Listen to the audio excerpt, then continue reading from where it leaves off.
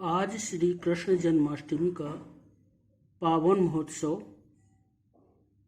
हम लोग मना रहे हैं। श्री कृष्ण जन्माष्टमी को जिसे पूरी प्रकृति मना रही है, इस पवित्र अवसर पर एक प्रसिद्ध ऑस्ट्रेलियन उपन्यास का अध्ययन करते हैं जिसका नाम वॉस है और जिसे नोबेल पुरस्कार विजेता पैट्रिक वाइट ने लिखा है। वॉस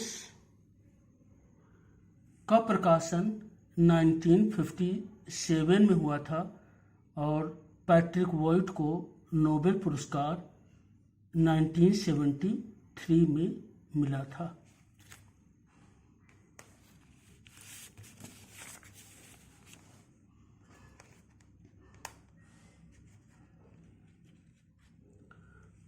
वॉस के संबंध में कुछ महत्वपूर्ण तथ्यों का अध्ययन करते हैं। Patrick White 1912, 1990, Nobel 1973, Voss 1957, a novel, an Australian novelist, educated in Cambridge, educated in England, Cambridge.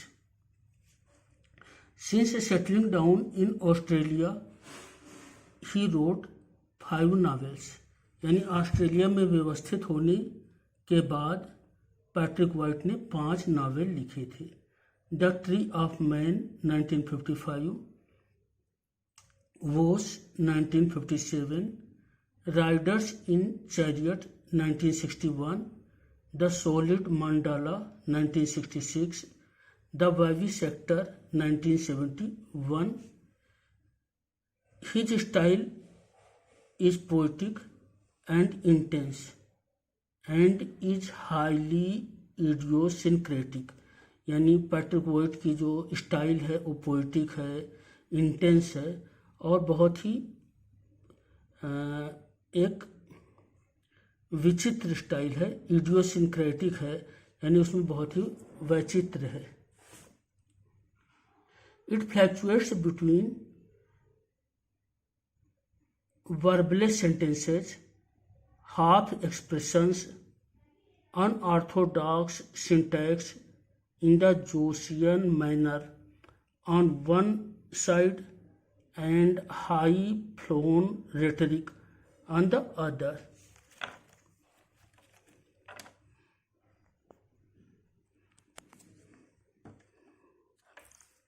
तो पैट्रिक वाइट का जो ये ढंग है तो इसे जैसे इडियोसिंक्रेटिक बोला गया है, उसका कारण ये है कि जेम्स जॉयस को आप जानते होंगे, यूलाइसिस को जिन्होंने लिखा था, तो काफ़ी मुश्किल उपन्यास माना जाता है, लेकिन 1922 का है युग प्रवर्तक उपन्यास भी माना जाता है। तो इसमें वर्बलेस सेंटेंसेज हैं यानी वाक्य हैं जिनमें वर्ब का, क्रिया का उपयोग नहीं किया गया है। हाफ एक्सप्रेशंस हैं यानी जो अभिव्यक्तियां हैं वे आधी हैं। अनऑर्थोडॉक्स सिंटैक्स है तो सिंटैक्स अपरंपरागत है। तो ये जोशियन स्टाइल का जो जोशियन मैनर में जो लिखा गया है तो ये बहुत ही एक खास स्टाइल है। Symbolism, dreams, fantasies, mystic visions, occult metaphors, these are used to an excess which is irritating. तो फैंटेसीज का यूज़ किया गया है, मिस्टिक विजन्स का यूज़ किया गया है, ओकल्ट मेटाफर्स का यूज़ किया गया है और ये काफ़ी से कठिन बना देते हैं।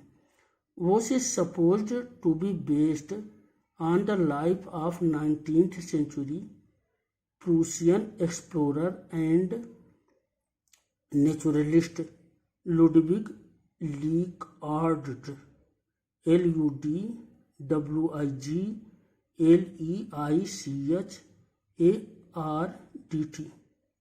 who died in Australian desert in 1848। तो ये बहुत ही महत्वपूर्ण तथ्य माना जाता है कि वॉश जो है एक 19वीं शताब्दी के प्रूसियन या जर्मन अन्वेषक थे, लुडविग LUDWIG। तो वे ऑस्ट्रेलिया के अन्वेषण के लिए काफ़ी उन्होंने काम किया था और इसी में उनकी मृत्यु 1848 में ऑस्ट्रेलिया के रेगिस्तान में हो गई थी। तो उन्हीं लुडविग के ऊपर यह नॉवेल जो है, ये उपन्यास जो है वह आधारित है।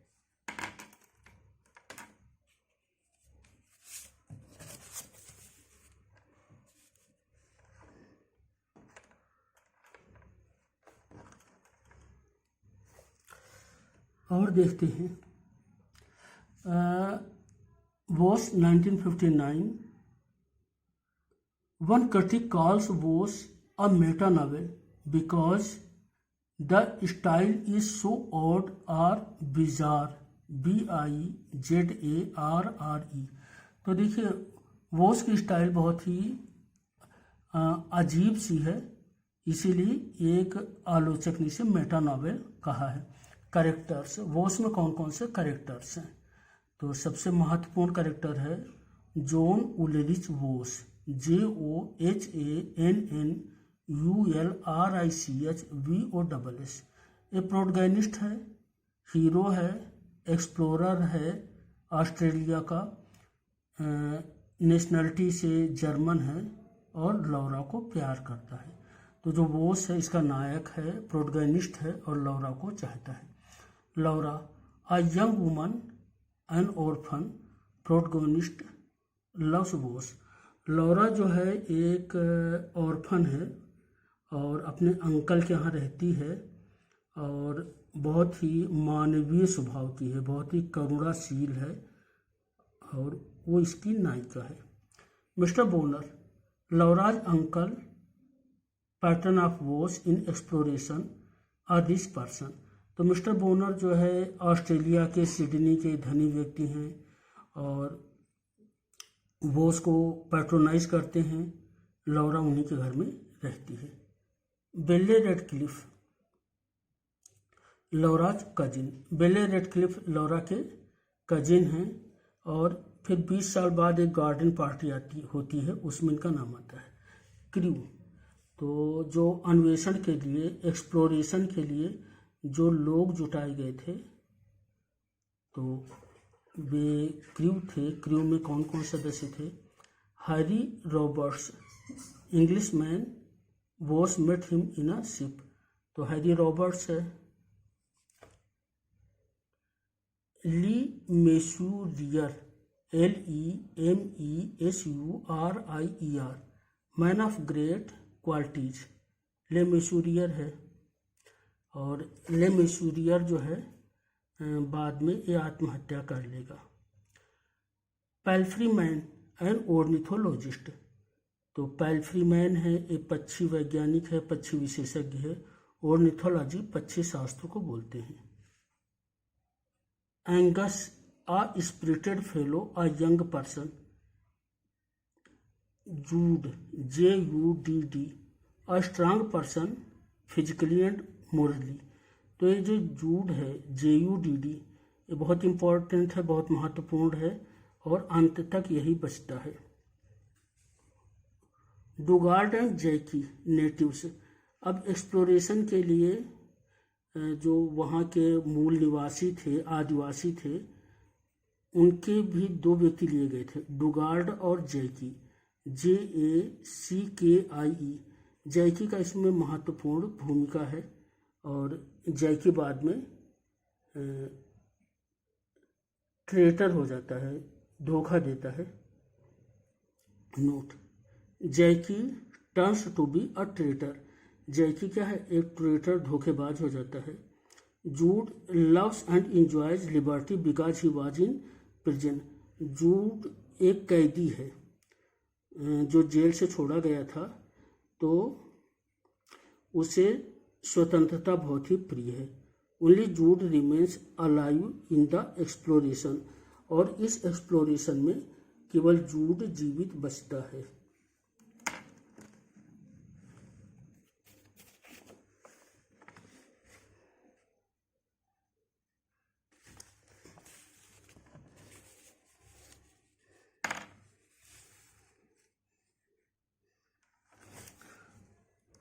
वोस की स्टोरी को और डिटेल में पढ़ते हैं। Voss Patrick White 1912 1990, Nobel 1973, published 1957। Story outline, तो जो ये नावल है ये चालू होती है रविवार की सुबह है और मिस्टर बोनर के घर पर वोस आता है। बोनर उसे फाइनेंस करने की बात करते हैं क्योंकि उसे ऑस्ट्रेलिया को एक्सप्लोर करना है। ऑस्ट्रेलिया के जंगल और वहाँ की खनिज और इन सब के बारे में उसे एक्सप्लोर करना है, जिससे कि बोनर और अन्य व्यवसायी फ़ायदा उठा सकें।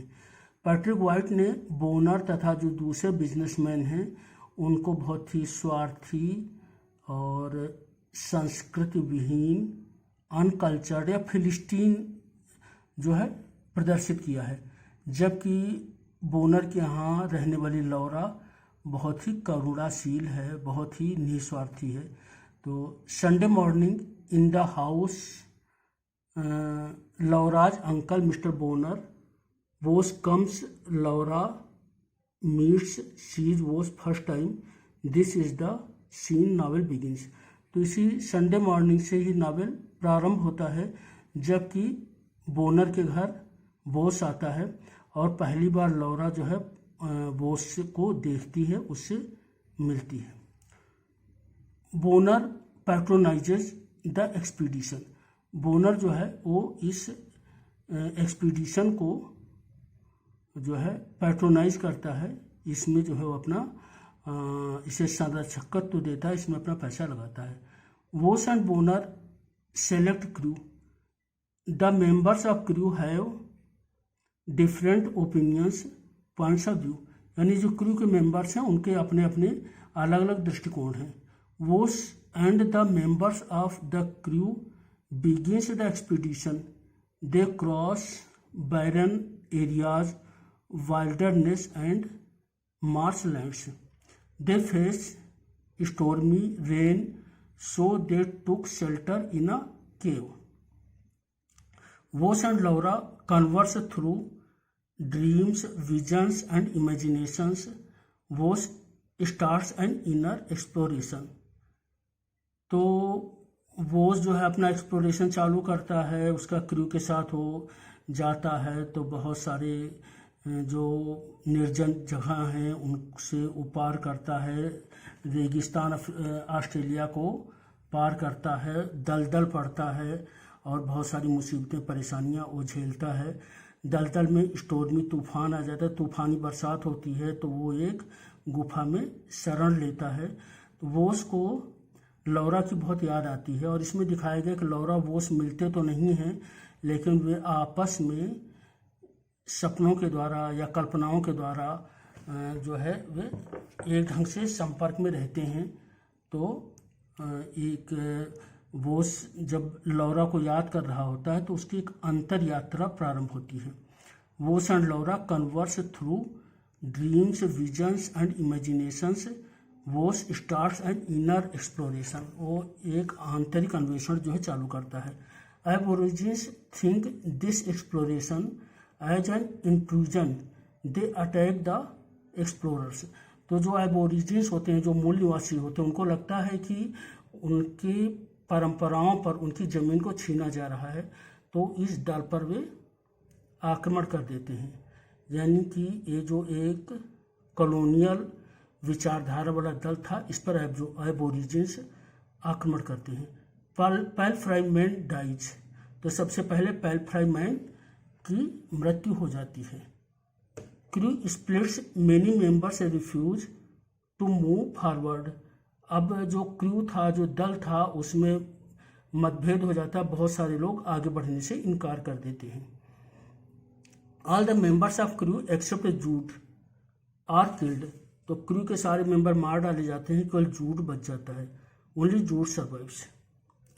जैकी an aborigine becomes a traitor, he cheats Voss and Voss is killed. Jackie जो है गद्दार हो जाता है, वो वॉस को चीट करता है, वॉस भी मार डाला जाता है।